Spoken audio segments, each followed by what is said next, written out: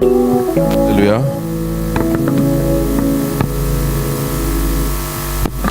Alléluia.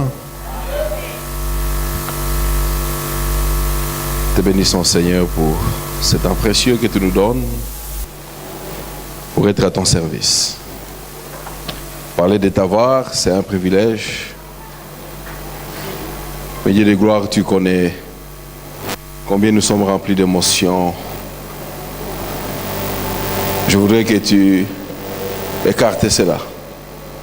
Que je puisse parler de ta part, puisse communiquer une parole qui transforme, une parole de vie, une parole qui donne un sens à la vie de mon frère ou de ma sœur et à ma vie personnelle. Sois glorifié à tout jamais, ô Dieu de gloire, qui règne pour le siècle des siècles. Toi qui nous conduis dès à présent jusqu'à ce que tu reviennes. Nous y croyons. Au nom de Jésus-Christ, nous avons ainsi prié. Amen. Amen.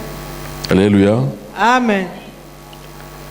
La chorale, la chanson là, elle est encore meilleure au deuxième culte. Donc, parce que je prends des brides de paroles, mais c'est profond. C'est profond, c'est très profond. C'est quand ils ont commencé la chanson, ils ont dit que toute la gloire, c'est à Dieu que ça revient. Juste quand ils ont commencé la chanson, la gloire, toute la gloire, c'est à Dieu. J'espère que ce n'est pas un slogan pour vous et pour moi, mais que c'est une réalité dans notre vie. Alors que la modératrice disait, nous allons écouter la parole. J'ai déjà prêché au premier culte, donc ça devait être facile, mais tu as toujours quelque chose. Quand ça n'est pas, quand ce sont des choses qui ne viennent pas de toi, alors, quand ce sont des choses qui ne viennent pas de ton expérience en comptabilité, quand ce sont des choses qui ne viennent pas de ton doctorat que tu as fait, il y a toujours un vide, il y a toujours quelque chose qui te dit, qu'est-ce que je vais faire encore? Alléluia. Amen. La bonne nouvelle, c'est que ce n'est pas toi qui fais quelque chose. C'est que c'est Dieu qui fait quelque chose. Alors, nous allons parler sur un sujet qui a retenu mon attention pendant ma lecture biblique. Que je partageais ce matin.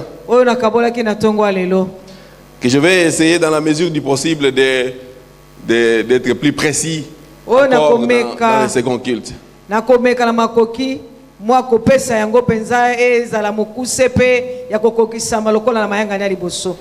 Alors, on observe beaucoup de choses aujourd'hui. Je me souviens quand ma femme est revenue du congé, d'où elle était, j'avais une grosse barbe. Alors, quand elle m'a posé la question, pourquoi tu ne coupes pas ta barbe? Je fais une blague pour dire, on fait le concours des dauphins, donc je suis en train de me préparer. Alléluia. Amen. Parce que qu'on le veuille ou non, c'est l'information qui défraye les chroniques aujourd'hui. On parle seulement du dauphin, on parle des élections, on parle des accords qui essayent d'être conclus en Belgique.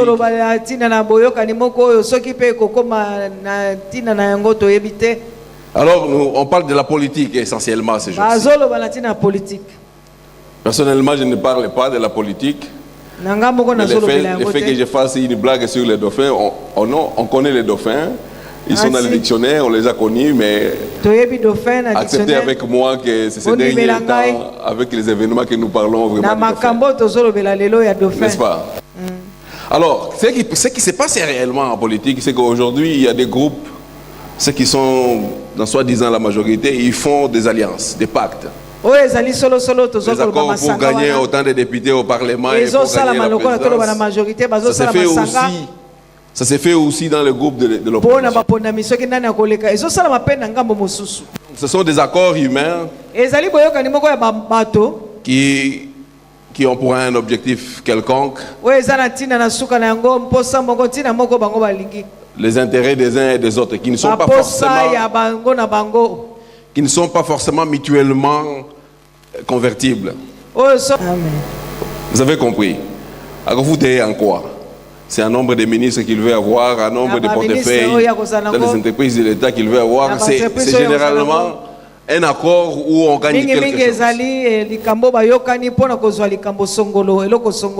Alors vous avez compris, je vais parler aujourd'hui de ceux qui font l'alliance avec Dieu.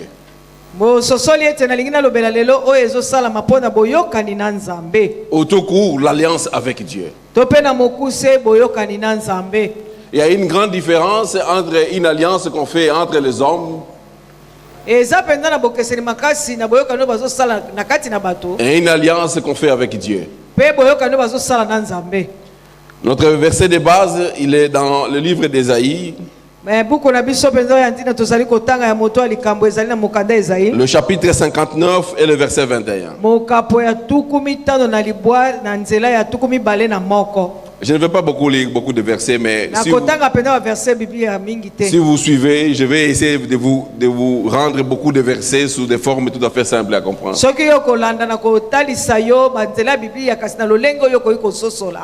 Alléluia. Amen. Nous lisons pour la gloire de Dieu.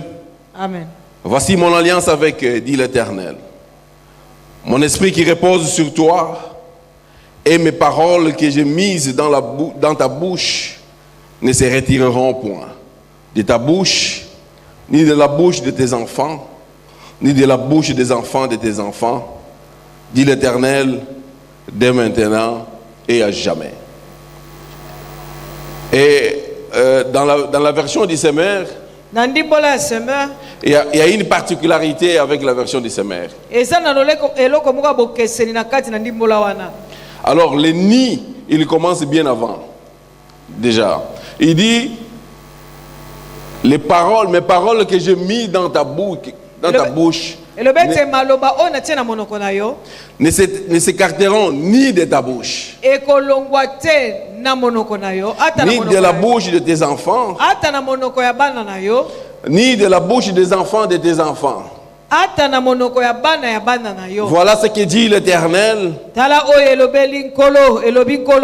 Dès maintenant, pour l'éternité. Lorsque vous lisez le chapitre 59 du livre d'Ésaïe, on va vous parler des péchés d'Israël. On va vous parler de la rébellion qui caractérisait ce peuple. On va vous parler de l'espérance d'une rédemption ou d'un rédempteur. Mais les 5 ou 6 derniers versets, ils vous parlent tout simplement de l'alliance ou de la justice de Dieu. Alléluia. Amen. Il vous parle de l'alliance et de la justice de Dieu. Lorsque nous lisons la parole de Dieu, nous pouvons observer qu'il est toujours question de l'alliance lorsque Dieu veut établir une relation avec des individus.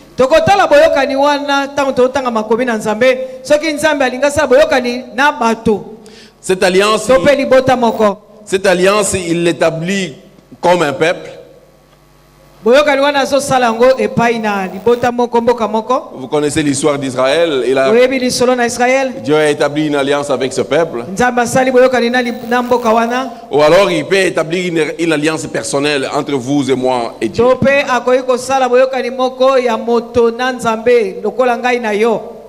Cela est très important parce que l'alliance, contrairement à un contrat que tu signerais,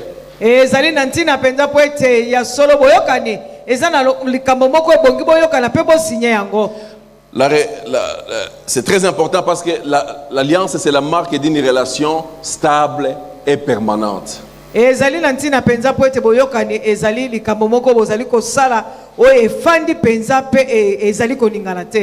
Lorsque nous lisons ce passage, lorsque nous essayons de le décortiquer, nous allons observer qu'il y a quelque chose que nous pouvons constater.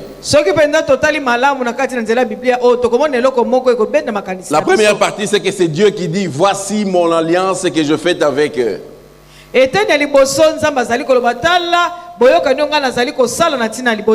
En d'autres termes, voici les liens ou l'entente que je fais avec eux. Et après, il dit, cette alliance, il va consister en ceci. Je vais vous donner mon esprit. Mon esprit sera sur vous. Non, non, pas mon esprit en tant qu'ancien roi. L'esprit de Dieu sera sur vous. Alléluia. Amen. Et il continue en disant que mes paroles que je mise dans votre bouche ne se retireront point ni de votre bouche, ni de la bouche des enfants de tes enfants d'abord, ni de la bouche des enfants de tes enfants. Alors là, nous avons une alliance qui est conclue par Dieu. Nous avons l'Esprit de Dieu qui est sur nous, qui nous donne beaucoup de capacités. Et nous avons la parole, la vérité qui est traduite par la parole de Dieu. Alors cette parole qui est mise dans notre bouche nous donne une responsabilité. Parce que Dieu n'a pas dit dans sa parole ici qu'il a mis ses paroles dans la bouche de tes enfants. Il a dit que ces paroles, il les a mises dans ta bouche, mais qu'elles ne devraient pas se retirer ni de ta bouche. Voilà là où commence ta responsabilité. Ni de la bouche de tes enfants, ni de la bouche des enfants de tes enfants. Alors c'est une responsabilité générationnelle. Parce que je suis le dépositaire de la parole de Dieu, j'ai la responsabilité de les transmettre à une génération qui vient juste après moi. Alléluia. Amen. Parce que j'ai l'Esprit de Dieu sur moi, Dieu communiquera à cette génération la parole exacte qu'il veut qu'ils comprennent.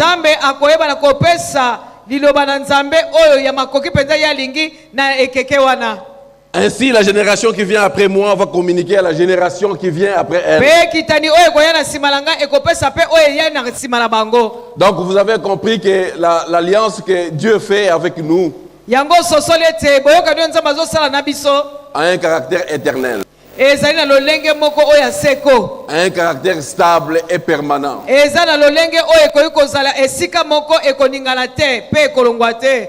Lorsqu'on parle de l'alliance, il faudrait toujours voir deux parties. Il faudrait avoir deux personnes. L'alliance, ça peut être votre contrat de travail si vous travaillez déjà.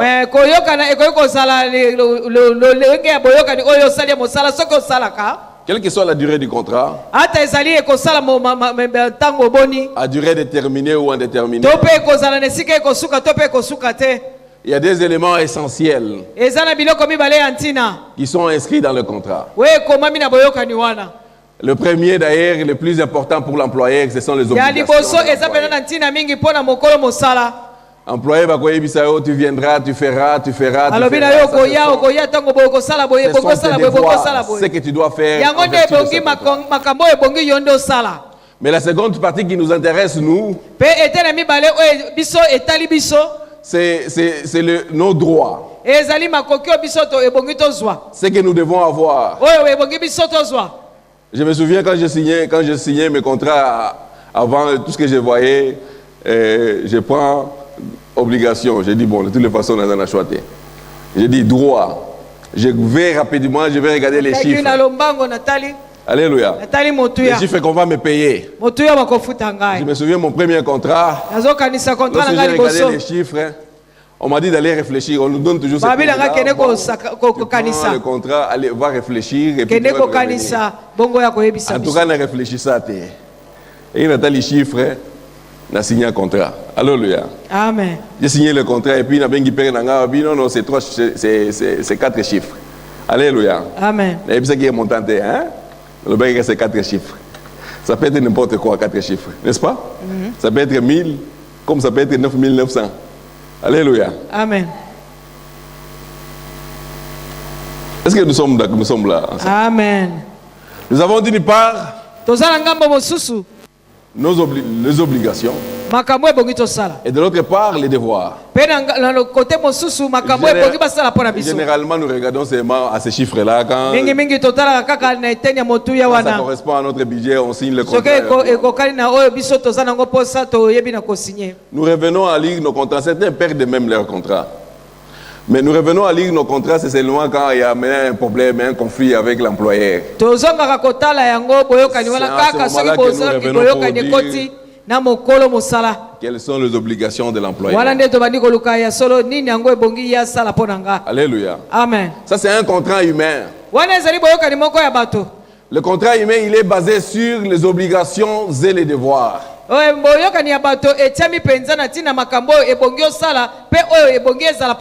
À partir du moment où ces deux choses ne sont pas respectées, le contrat peut être brisé ou peut être annulé.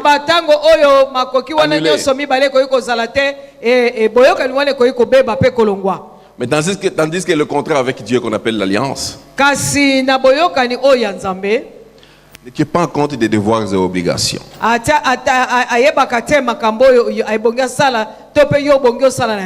L'alliance tient compte de la relation que tu as avec Dieu. L'alliance, elle tient compte de tes intérêts.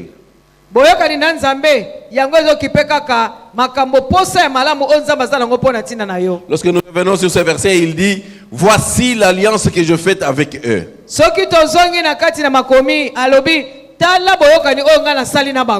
Qui a fait l'alliance? Dieu. Il a fait avec eux. Qui est le Père, les enfants et les enfants des enfants. N'est-ce pas? Mais vous savez qui est Dieu? Lorsque vous allez dans le psaume 24, on pose la question: qui est donc ce roi de gloire? On dit l'Éternel fort et puissant. C'est ça Dieu. Un Dieu grand, puissant, souverain, source de toute grâce, qui règne par lui-même, qui n'a aucune obligation à remplir et qui ne saurait dérober aucun droit. C'est ce Dieu-là qui fait l'alliance avec toi. C'est ce Dieu-là qui fait l'alliance avec moi. Je vais aller encore un peu plus loin. Vous voyez là, les bouts, là où je suis. Hein? Ça lui appartient aussi. La forme de mon visage là, c'est lui qui l'a façonné. Ma famille là, c'est lui qui me l'y a mis. Tu vois là, je suis en équilibre par rapport à ma taille, c'est lui qui a fait Tu vois ma grosse voix là, cette grosse belle voix là, mais c'est lui qui a créé ça. En tout cas, dans ce qu'on dit, c'est sa belle grosse voix. Parce que le jour qu'il m'a créé, il a dit, il vit que Roy était parfait. Alors, amen. Est-ce qu'on est là? Amen. Tout ce que je suis en train de dire là, c'est juste pour vous dire qui est Dieu. Est-ce que vous pensez qu'il a quelque chose à gagner en liant une alliance avec vous? Parce que même l'idée ingénieuse là, qui a créé l'entreprise pour laquelle tu travailles, c'est lui qui l'a ainsi fait.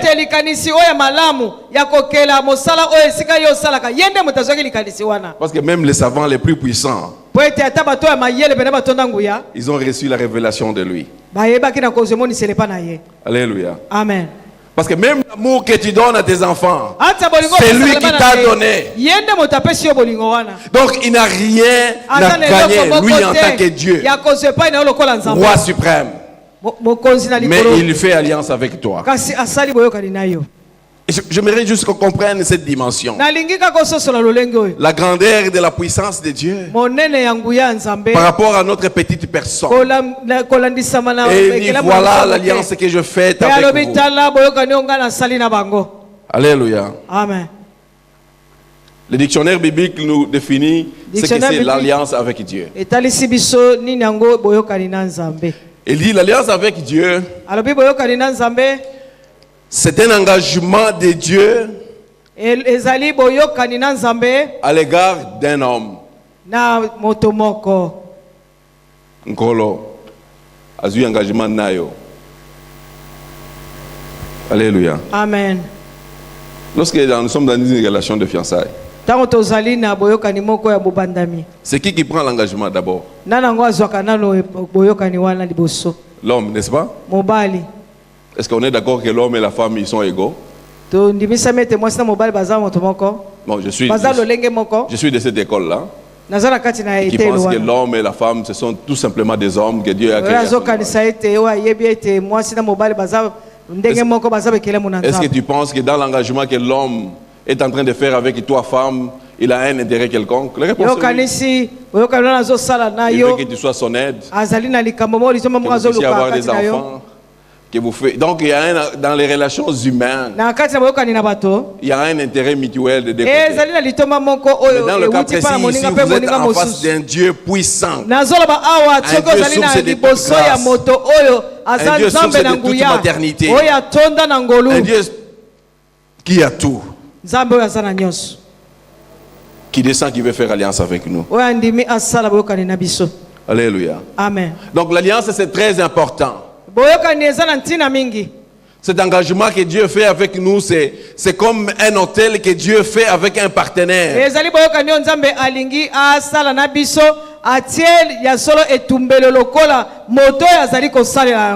Un partenaire.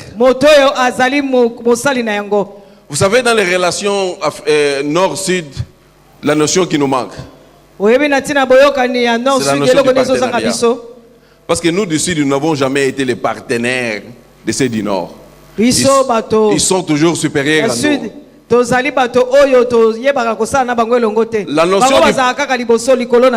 La notion du partenariat appelle à la notion de l'égalité. Alors Dieu il vient faire un hôtel avec nous, ses partenaires. Ça veut dire qu'il se substitue, qui se diminue. Il vient se mettre à notre niveau. Il nous appelle ses partenaires. Il peut rester dans sa grande gloire. Ça ne changera rien par rapport à ça. C'est ça l'alliance. C'est un hôtel que Dieu fait avec un homme dans lequel il se donne entièrement l'un à l'autre.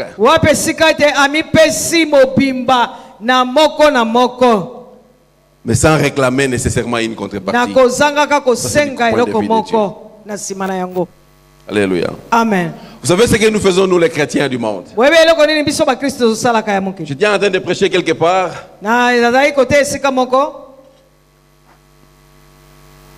Et je suis arrivé à une conclusion.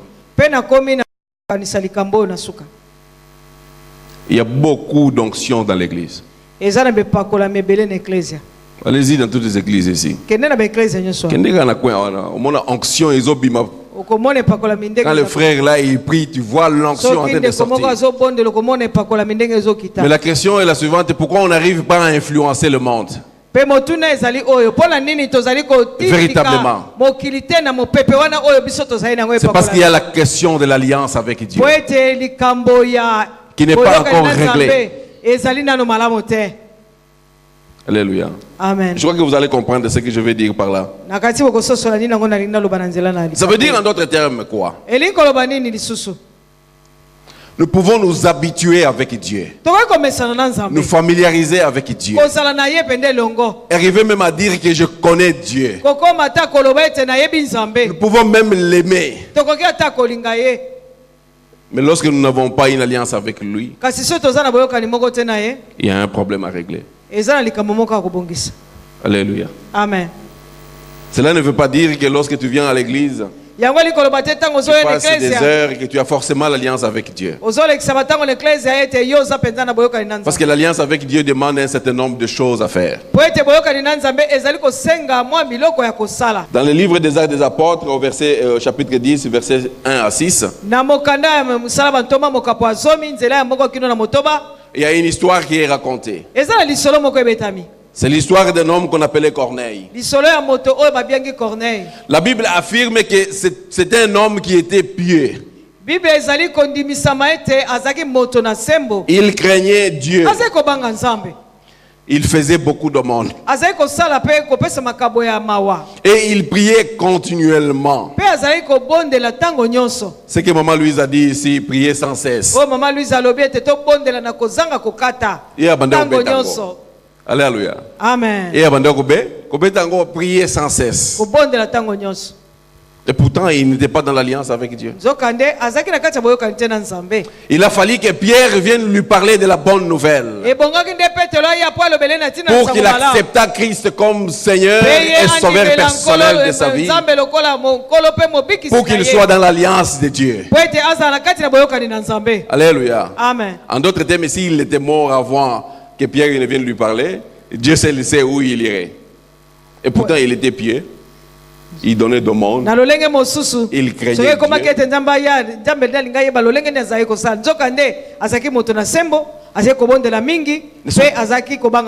Ne sont pas là des vertus.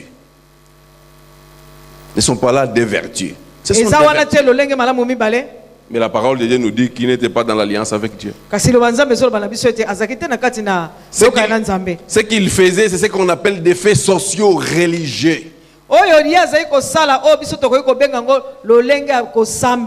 Ce sont des faits sociaux religieux.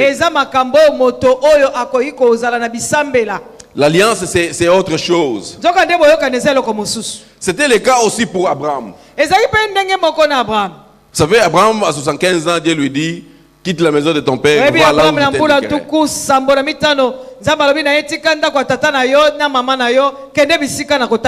Mais c'est qui avait appelé? C'est Dieu. Et pourtant, à ce moment-là, il n'était pas encore dans l'alliance avec Dieu. Il était entré en alliance avec Dieu quand on a changé son nom.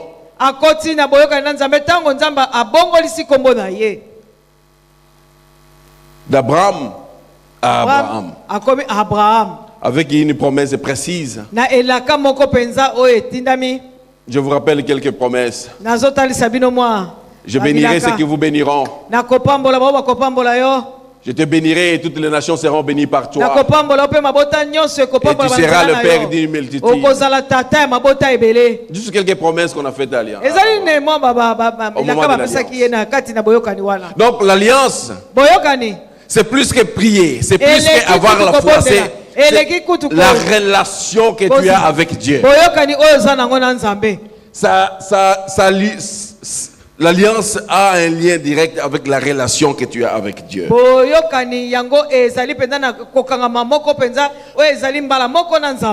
Nous pouvons constater dans l'histoire de la Bible que dès le départ, dès le commencement, Dieu a commencé à faire des alliances.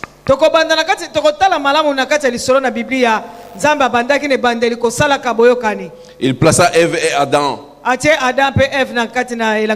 dans le jardin d'Éden. Mais lorsqu'il fait une alliance, lorsque Dieu fait une alliance, il vous dit l'objet pour lequel il fait l'alliance. Il fixe ses règles. Il vous dit ce que vous ferez et ce que vous ne ferez pas. Alléluia. Amen. Vous connaissez tous ce que Dieu a dit à Abraham. Non, à Adam et Ève. Mais il y avait un interdit, n'est-ce pas? Que même à l'Écodim, on apprend cela. Après l'alliance avec Adam et Ève, Dieu a fait une alliance avec Noé. Pour le sauver du déluge, lui et sa famille. Alléluia. Amen. La question qu'on se pose, est-ce que c'est l'arche qui a sauvé Noé? On peut dire aussi oui, parce que l'arche ne pouvait pas être submergée par les eaux. Mais ce n'est pas l'arche qui a sauvé Noé. Mais c'est l'alliance que Noé avec Dieu qui l'a sauvé, lui et sa famille. Après ce déluge, après l'alliance avec Noé, Dieu a fait une alliance globale, non seulement pour Noé et sa famille, pour toute l'humanité.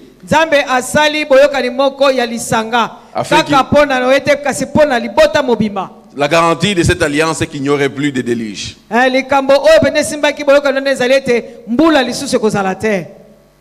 Et plus tard, Dieu établit une alliance avec Abraham, appelé maintenant Abraham.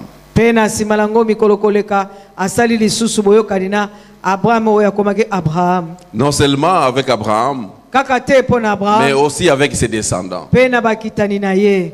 Ensuite vient la question de l'alliance de l'Éternel avec Israël. Après celle-là, vient maintenant la question de la nouvelle alliance.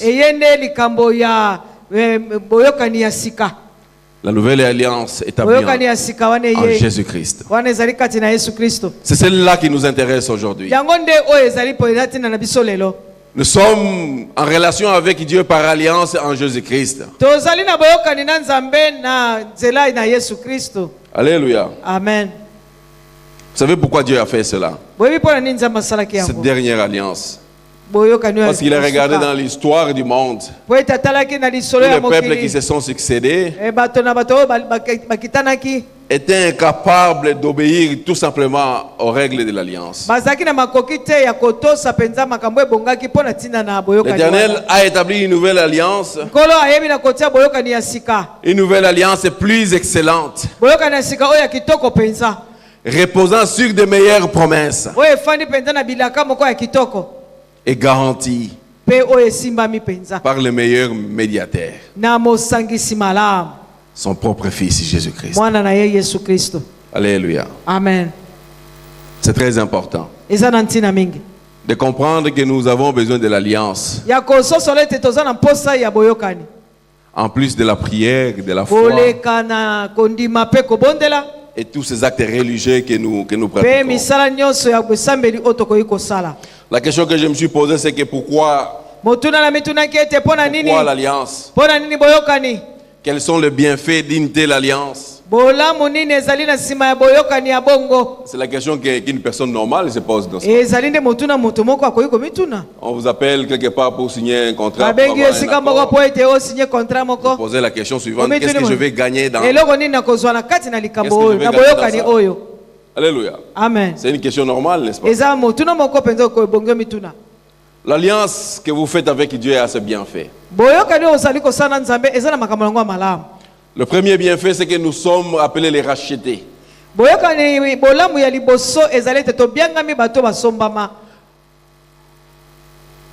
Par l'alliance, nous avons la justification.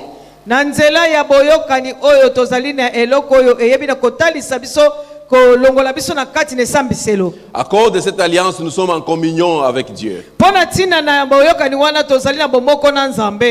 À cause de cette alliance, nous recevons le don gratuit de la vie éternelle. À cause de l'alliance, nous sommes protégés. Mais encore plus grand, à cause de l'alliance, nous avons un accès direct au trône de Dieu.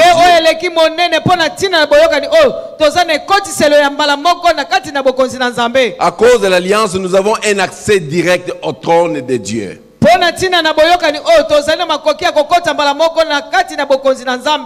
Voici la vérité biblique qui dit que Jésus-Christ est notre Seigneur. Aujourd'hui, pendant que nous parlons, il est assis à la droite du Père, n'est-ce pas? Nous savons ça tous, n'est-ce pas? Mais la parole de Dieu nous dit aussi que autour de Dieu, il y a une telle gloire qui s'exprime.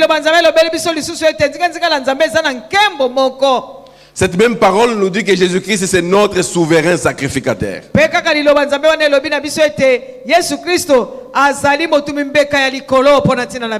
Notre souverain sacrificateur, ça veut dire qu'il est en train d'intercéder pour nous.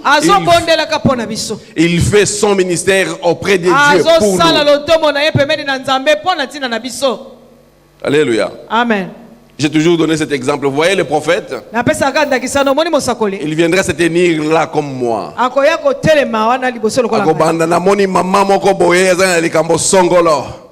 Namoni frère moko milimo komi ko biba abiki lien famille bimi Le prophète, il fait son ministère auprès des hommes. Alléluia. Amen. Il reçoit la communication de Dieu, qu'ils la comprennent, qu'ils ne la comprennent pas. Il vient la communiquer auprès des hommes. Mais notre souverain sacrificateur Jésus-Christ, lui, il fait son ministère auprès de Dieu. Il prend nos problèmes, nos soucis, il les présente devant Dieu. Et la parole de Dieu nous dit de cette façon, nous sommes gravés sur les pierres précieuses sur sa torse. Nos noms sont gravés. Étant assis à la droite du Père, la gloire de Dieu se déversant sur lui, elle se déverse sur moi et sur vous. C'est comme ça que nous avons un accès direct au trône de Dieu. Alléluia. Amen. Est-ce que nous comprenons ça? Comme disent les Baswahili, alléluia. Amen. Nous ne sommes pas des petites gens. Nous avons une porte qui accède directement au trône de Dieu. Par quoi? Par l'alliance. Alléluia. Amen. Cette alliance-là, et nous accorde le pardon de nos péchés. Et nous réconcilie avec Dieu. Et nous donne la paix de Dieu.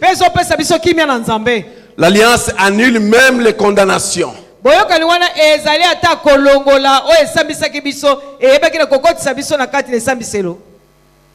Encore plus important, c'est que cette alliance fait de nous les héritiers de Dieu.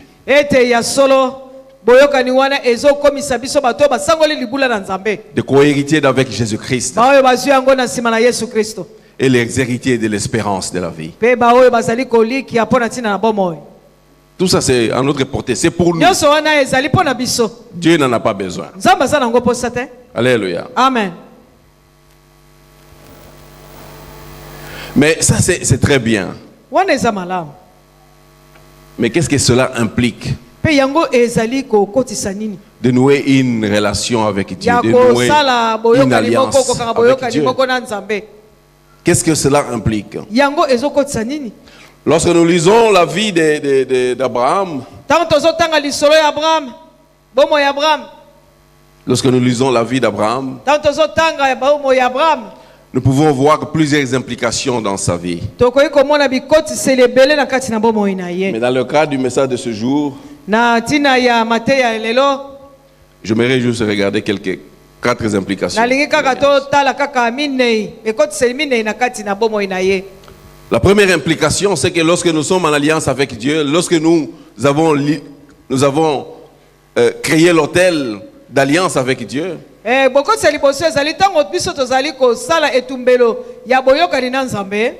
le changement de l'identité. Tu ne peux pas être en alliance avec Dieu et garder la même identité. Il y a même une parole lorsque nous avons commencé la fois qui nous disait nul ne peut voir Dieu et rester vivant. Ça veut dire qu'il y a une partie de toi qui meurt. Alléluia. Amen. Le changement de l'identité. Lorsque nous lisons la parole de Dieu, lorsque Dieu a fait alliance avec Abraham, Abraham n'était plus Abraham, il était devenu Abraham. Sarai, la femme d'Abraham, n'était plus Sarai, elle était devenue Sarah. L'identité doit changer. Si cela ne peut pas changer, donc on a un problème d'alliance avec Dieu. Ça veut dire en d'autres termes, en des termes simples. Si vous entrez en alliance avec Dieu, si j'étais voleur, ça doit cesser. Si j'étais adultère, ça doit cesser. Si j'étais impudique, ça doit cesser. si j'étais menteur, hypocrite, idolâtre, donnez un nom à tout ce que vous souhaitez comme péché. Mais concluons en disant ça doit cesser. La première chose qui fait la première implication de l'alliance, c'est que notre ADN spirituel doit changer.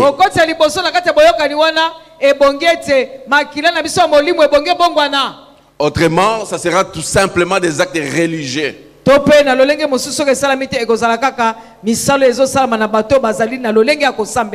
On vient, l'adoration chante super bien.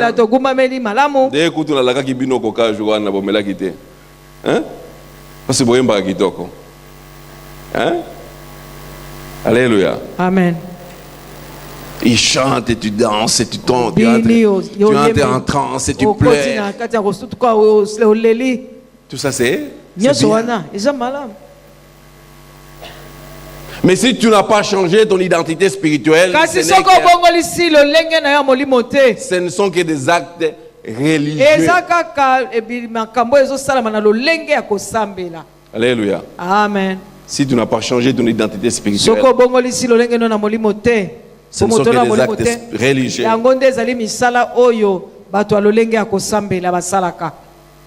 Jacob, dont le nom signifie voleur, usurpateur, devient Israël. Il était Jacob avant l'alliance. Alléluia. Amen. Et il devient Israël au moment où Dieu a conclu l'alliance avec lui. Du voleur, il est devenu Dieu triomphe. Il est devenu celui qui se bat avec Dieu. Du voleur, il est devenu celui qu'on appelle Dieu est fort. Parce que s'il n'y a pas de changement de l'identité, il y a beaucoup de questions à se poser. Et le changement de l'identité est la base même de la bénédiction de Dieu. Le changement de l'identité est la base même de la bénédiction de Dieu. La deuxième implication, c'est que dans la vie d'Abraham, juste quand il a établi une alliance avec Dieu, non seulement que le nom changeait, mais il était à mesure d'appeler Dieu mon Dieu.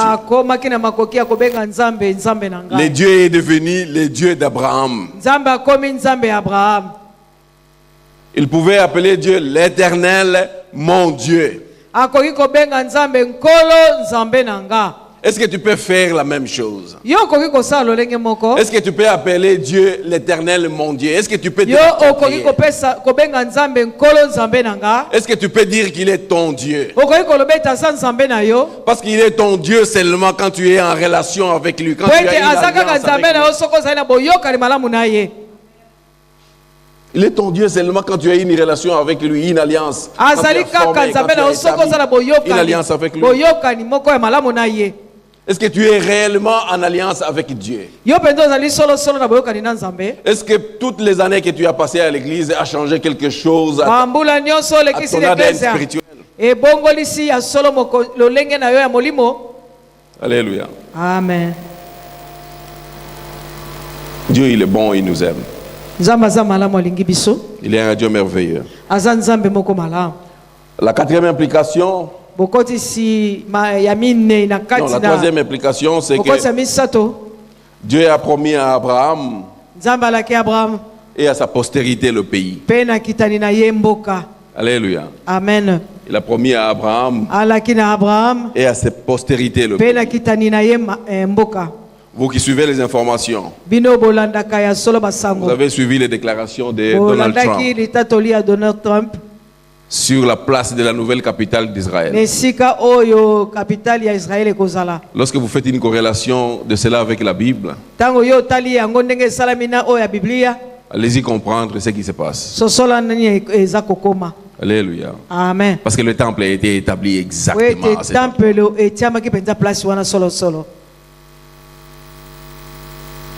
Même si vous ne suivez pas les informations, même si vous ne comprenez pas ce que ça veut dire, vous entendez toujours parler de la Cisjordanie, de l'Israël et de la Palestine, où il y a eu beaucoup de combats, des gens sont morts. Est-ce que vous pensez que c'est la nature sophistiquée des armes qu'ils utilisent qui va amener l'accomplissement de l'alliance de Dieu? Non. C'est l'alliance que Dieu a établie avec ce peuple qui va réaliser la promesse. C'est seulement l'alliance. Et la quatrième implication, c'est que Dieu nous promet que l'alliance est basée sur des promesses meilleures. En ce qui nous concerne, c'est la vie éternelle. Alléluia. Amen. La bénédiction pendant que nous vivons ici. Et toutes ces choses, nous les avons en réponse à la foi. Alléluia. Amen. Toutes ces choses, nous les avons en réponse à la foi. L'alliance ne s'arrête pas qu'aux bienfaits, qu'aux implications. L'alliance va même au-delà. L'alliance va même au-delà. Il y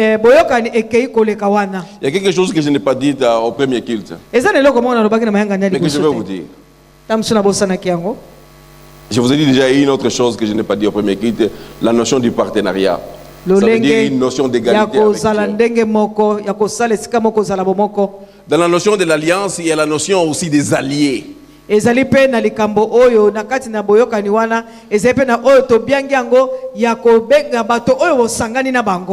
Donc nous sommes les alliés de Dieu avec Dieu lorsque nous sommes en alliance avec lui.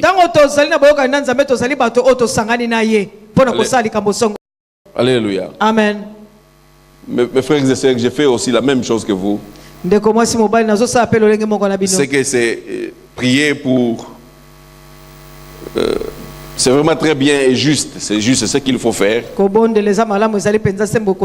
de prier pour que le Seigneur nous bénisse, bénisse nos vies.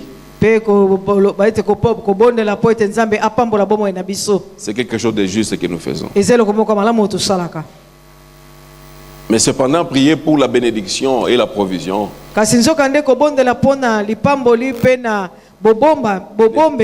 n'est pas la même chose que faire l'alliance avec Dieu.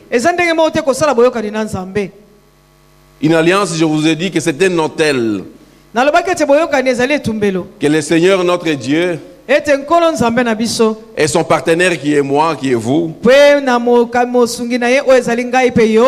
dans lequel ils se donnent entièrement l'un à l'autre. La qualité de cette alliance avec Dieu ne s'arrête pas lorsqu'on a exaucé nos prières. Non, non. Elle ne s'arrête pas lorsque nos prières ont reçu des réponses. Alléluia. Amen. L'alliance avec Dieu, je disais, c'est une marque d'une relation stable et permanente. L'alliance, ce n'est pas une relation occasionnelle qui est fonction de nos circonstances.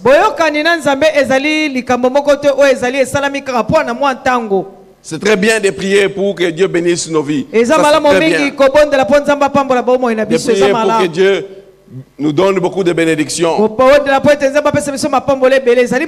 qui nous donne beaucoup de biens. Mais tout cela sans une véritable alliance avec Dieu ne sert à rien. La parole de Dieu nous dit: à quoi sert-il à un homme de gagner le monde s'il perd son âme? Alléluia. Amen. Dans une alliance d'amour, nous passons d'un état à un autre.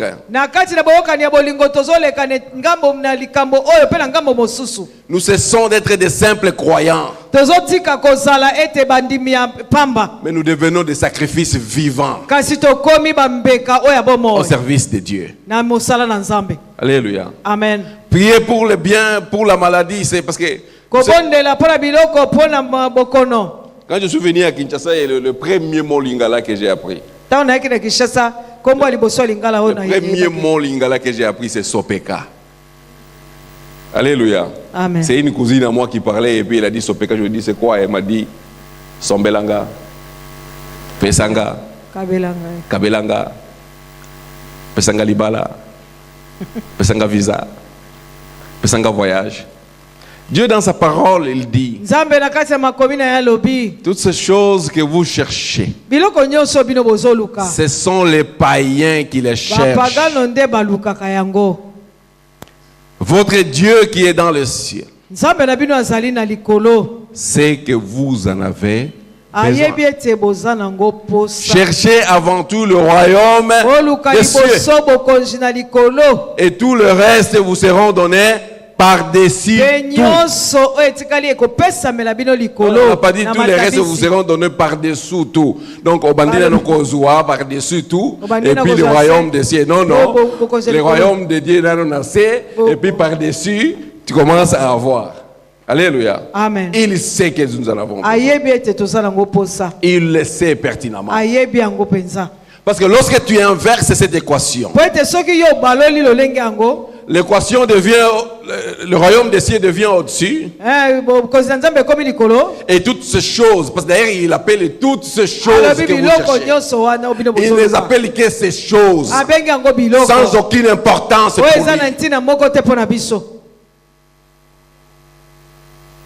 Est-ce que vous n'avez pas lu cela? Il dit, toutes ces choses que vous cherchez, ce sont les païens qui en ont, qui le cherchent. Tout ce que nous cherchons, il appelle ça ces choses. Alléluia. Amen. En économie, nous qui avons fait l'économie, on dit que toute chose n'est pas un bien, mais tout bien est une chose. Alléluia. Amen. Parce que dans les choses, il y a les convoitises et il y a l'ensemble de tout ce que vous voulez. Un bien, c'est seulement quelque chose que tu peux t'approprier. Un bien, il est susceptible. Un bien, c'est une chose susceptible d'appropriation que tu peux t'approprier. Il a dit toutes ces choses que vous cherchez. Ce sont les païens. Votre Dieu qui est dans le ciel sait que vous en avez besoin. Les biens, les choses, il dit que ce sont les restes. Alléluia. Amen. En tout cas, les restes n'a jamais. Quand vous allez manger, vous avez mangé. C'est ça qu'on appelle les restes. Le reste ne peut pas précéder le principal. Les 9 boules de foufou là qu'on a mis avec Thompson, avec Matembele, ça c'est les principales, comparables dans l'expression actuelle du royaume. Des cieux.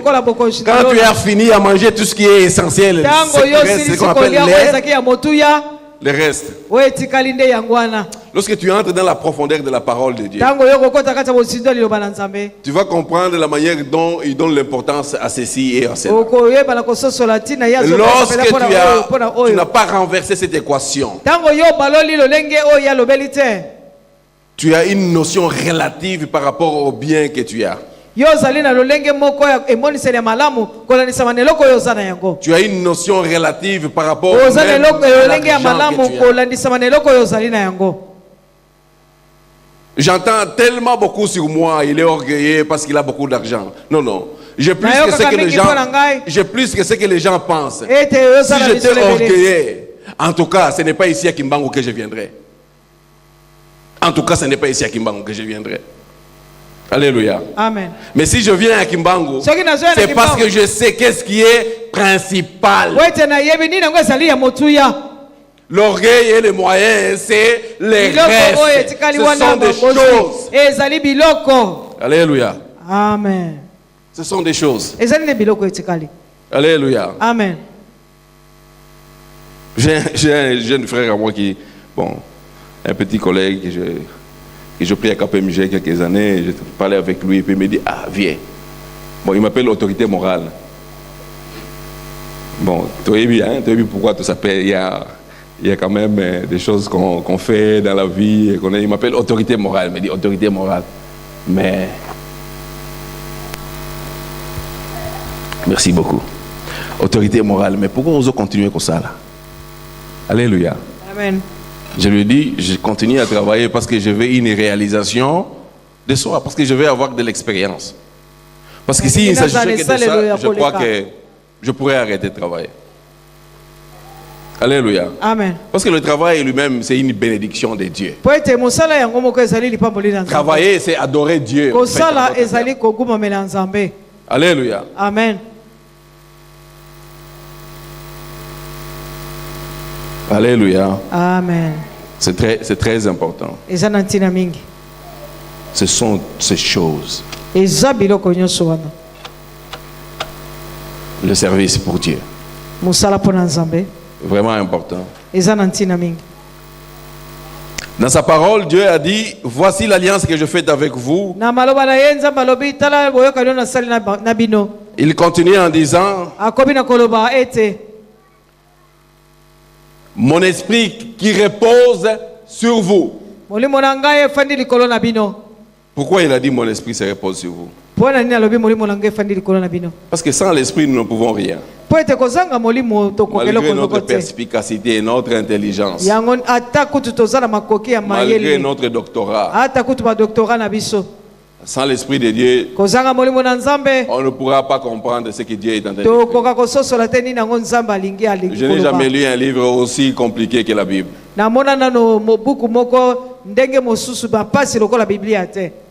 Le même mot, il peut les balancer 25 significations.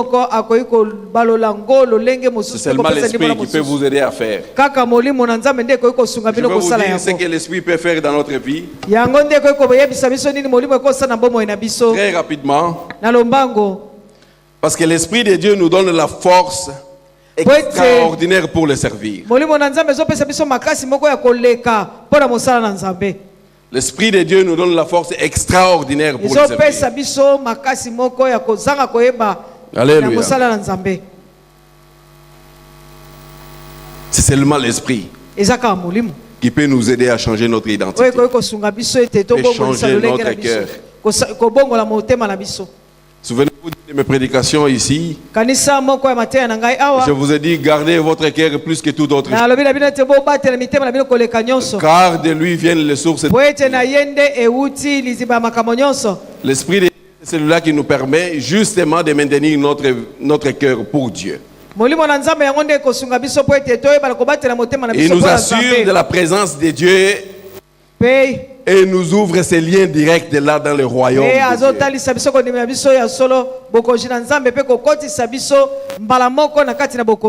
C'est l'esprit qui fait que toutes les décisions de changement que nous avons prises durent jusqu'à ce qu'ils s'accomplissent.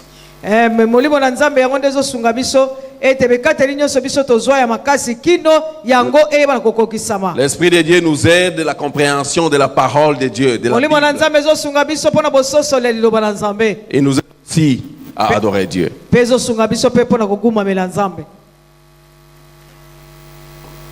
Il définit notre rôle dans l'église, dans la bergerie. Il définit notre rôle par les dons de l'esprit. C'est comme ça qu'il y en a qui font la prophétie, qui ont le don de la parole, qui ont le don de chant. C'est l'esprit de Dieu qui les définit. Mais encore plus important, c'est que l'esprit de Dieu doit amener à l'église l'unité qu'il faut.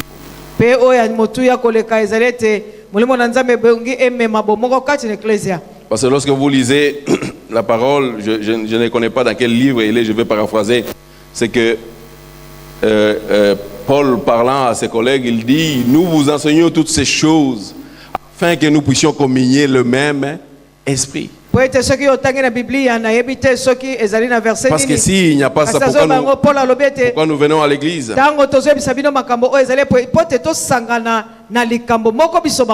Alléluia. Amen. Nous avons parlé de l'alliance, des bienfaits de l'alliance.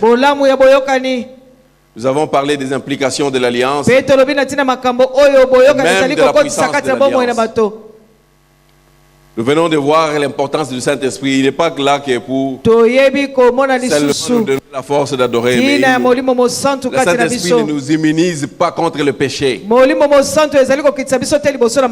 non, parce que le péché sera toujours là. Nous serons toujours tentés à dire telle ou telle autre chose. Nous serons tentés toujours de faire ceci ou cela. Le Saint-Esprit, c'est celui-là qui nous rappelle que ceci n'est pas bon, que ceci est bon à faire. Mais la responsabilité nous revient de choisir ce qu'il a à faire. Lorsqu'il a mis la puissance ou son esprit sur nous, c'est pour que nous comprenions sa parole. Mais nous ne pouvons pas comprendre la parole de Dieu si nous ne pouvons pas la lire. Donc la lecture ou la méditation de la parole de Dieu, c'est notre responsabilité.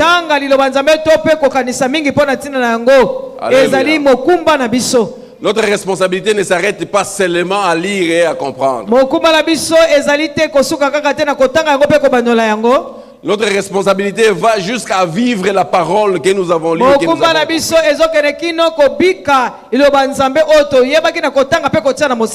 Parce qu'une fois que nous avons compris la parole,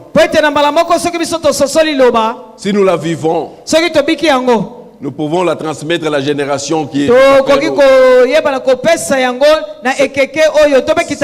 C'est notre responsabilité de la transmettre par action et par parole. J'ai la responsabilité envers mon fils et ma fille par mes actions, par mon modèle. Alléluia. Amen. Ça, c'est une responsabilité. Et à mon fils, il aura la responsabilité de transmettre à son fils aussi, en action et en parole. Parce que si tu ne vis pas la parole de Dieu, tu ne peux pas transmettre quelque chose que tu ne vis pas. Tu peux avoir fait la lecture de la Bible ou l'étude biblique. J'ai déjà participé à beaucoup de prédications. Tu vois un grand pasteur qui entre. Il commence à prêcher. C'est vraiment comme à l'ex-cathédrale. Quand il parle, tu ne piges rien, il ne te transmet aucune émotion. Tu sais pourquoi il ne te transmet pas d'émotion? Parce que lui-même ne vit pas ce qu'il te raconte là. Il faut vivre ce que tu veux transmettre. Tu ne peux pas manquer le talent du ballon et transmettre à ton fils le talent du ballon. Il faut avoir un tout petit peu de talent pour jouer au ballon. Je n'ai pas le talent de la musique, mais j'aime la musique. Je chante à longueur de journée. Je ne suis pas étonné qu'une de mes filles chante bien. Parce que je vis ça. Tu transmets seulement ce que tu vis. Et je vais conclure en disant, c'est dans Josué 1, le verset 8.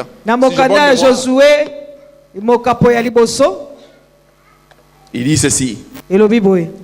C'est une parole de Dieu à Josué. Comme on dit. Je ne vais pas vous lire tous les péricoples, mais je vais juste paraphraser à partir du verset 8, je pense.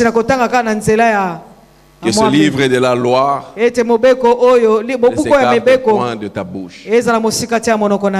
Ça, c'est ce que Dieu a dit dans Ésaïe.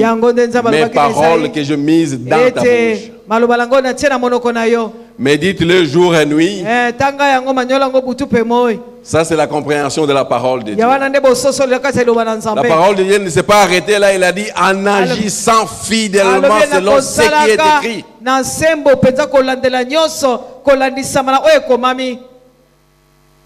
Lire la parole de Dieu, c'est bien, mais c'est un bon début. La comprendre, c'est très bien, mais c'est toujours encore un bon début. L'action,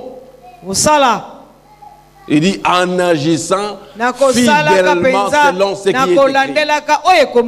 Et comment il conclut? C'est alors que tu auras du succès.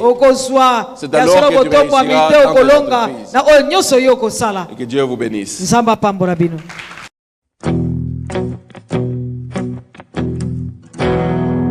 Tu as placé les étoiles au commencement de l'univers.